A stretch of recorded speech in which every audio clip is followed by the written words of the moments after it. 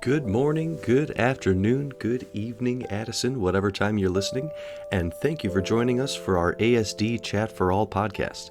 We have lots of fun and exciting things on the horizon for Addison School District 4, and this podcast allows us the opportunity to connect with our parents and guardians, families, and community to celebrate our students, their accomplishments, and so much more.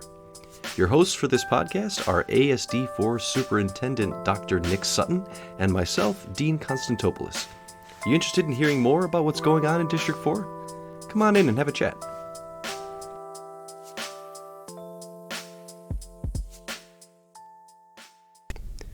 Good afternoon, everyone, and thank you again for joining us for another episode of our ASD Chat for All podcast.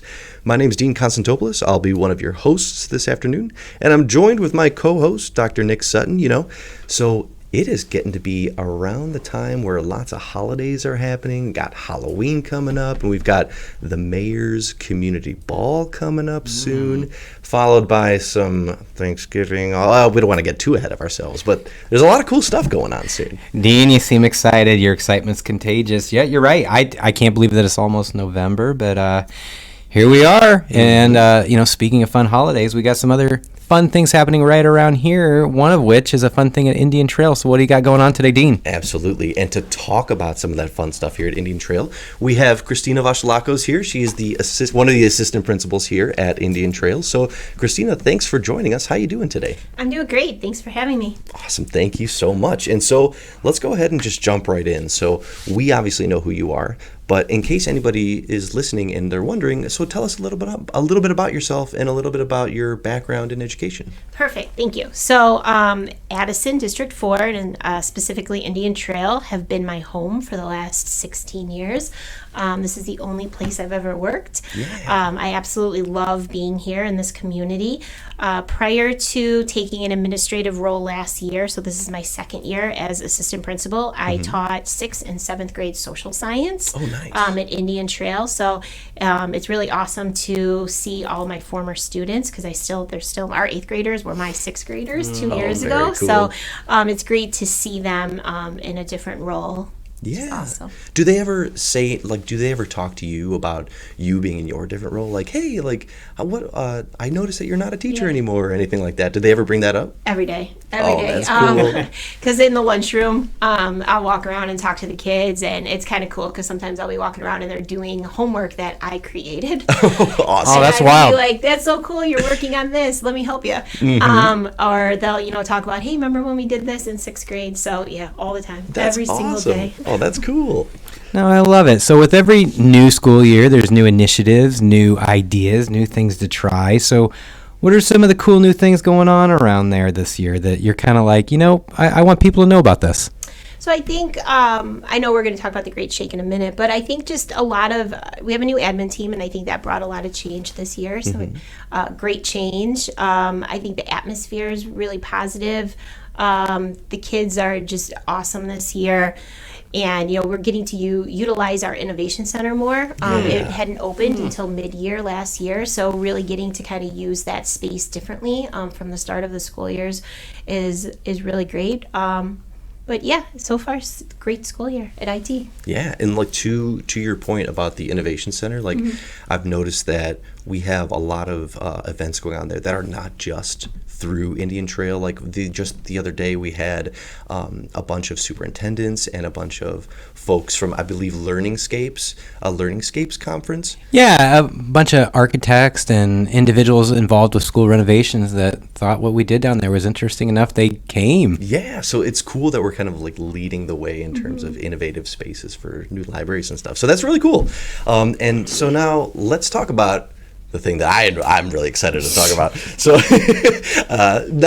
what's it called? So I know you mentioned it just a second ago about the Great Shake, and for anybody that's listening, this is something that we're really trying to bring, kind of channel through Indian Trail to bring to our community. So tell us a little bit about your thoughts about the competition. So what are your thoughts? What do you think the kids think about it?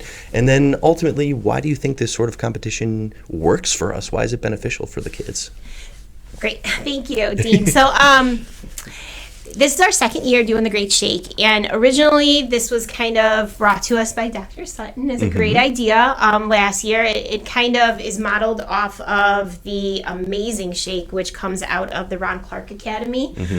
So a lot of what we do with it, I utilize their toolkit to kind of come up with our rounds. And last year it was kind of hard for the kids to kind of make a connection to it because it was until you see it, until like you well said. it, Yeah. it's hard to like. It was a big picture. It was a big idea. No matter how many times we showed them videos from the Ron Clark Academy or we kind of talked about it, they didn't really know what was going on. This year is great because a lot of the kids who are competing in it this year competed in it last year. Yeah. And if they didn't, they heard from someone else. So like word of mouth spread. To kind of give you an idea, we have round 2 tomorrow. Last year's round 2 had 54 kids, and we have 141. Ooh. Which That poses is some amazing. challenges. There's some tweaking and some logistical stuff that's going to make it look a lot different than it did last year. But just the interest level tripled. In the amount of kids that want to join and compete in it. So, and the other part was, why do we need this? I think that these social skills, they prepare our kids for the future. They prepare them for job interviews. They prepare them for just utilizing skills that aren't, academic skills. Because a lot of our kids, maybe they struggle a little bit with the academic parts of school, but they have charisma for days. Yes.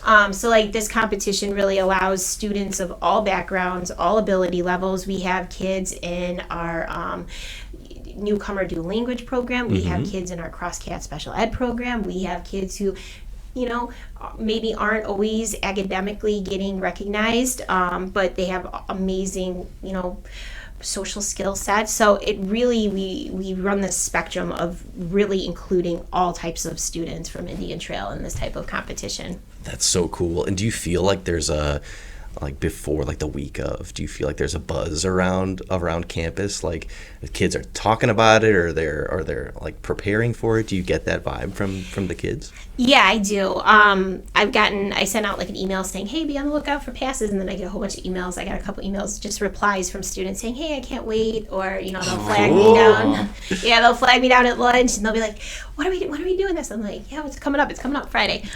So yeah, I do agree. I think there's a buzz. That's so cool. I love hearing it. So you mentioned kind of actually a part that I think I want to go a little further into. Like, it took us a while to explain what this is to kids exactly. So for any parent or community member out there, what is an example or two of some of these competitions? Like, we know that this is a soft skills competition, but what does that look like?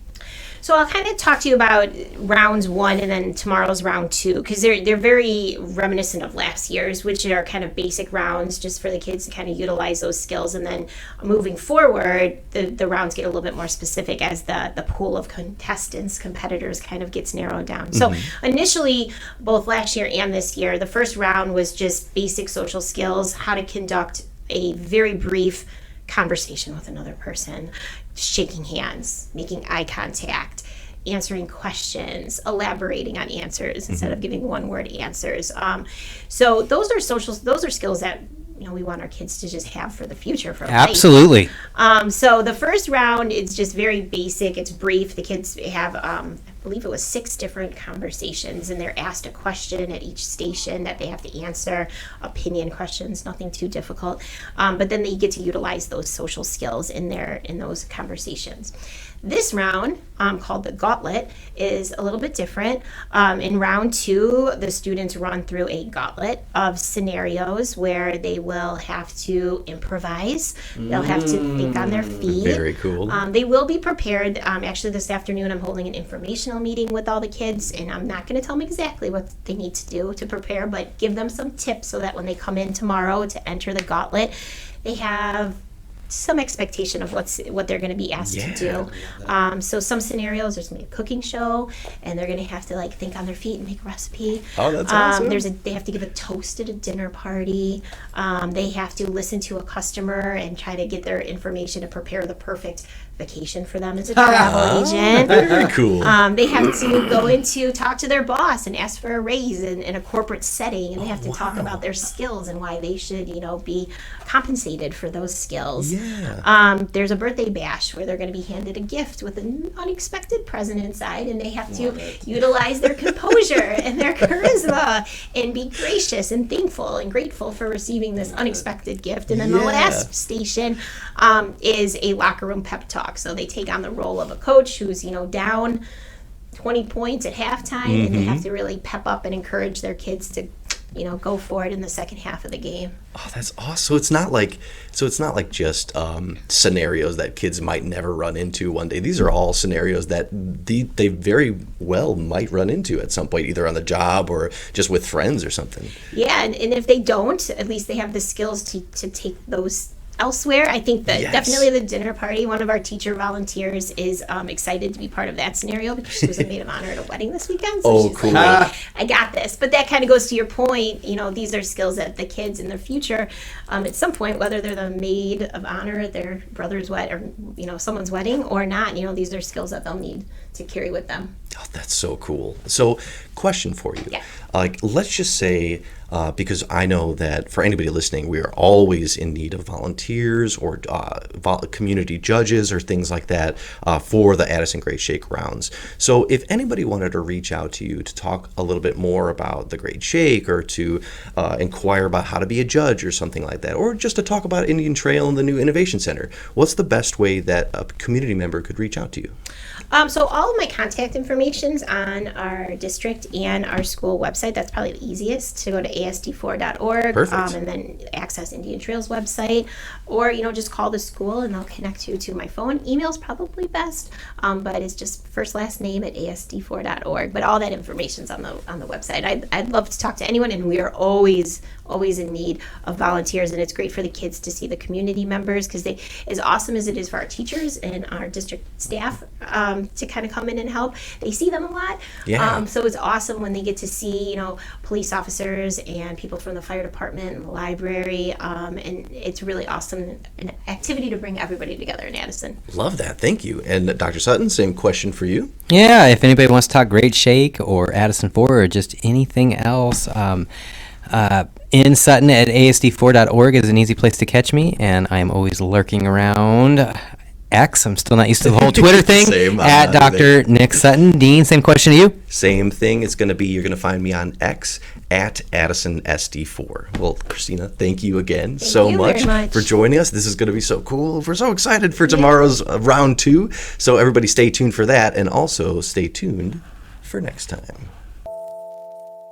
Thank you for tuning in to our ASD Chat for All podcast.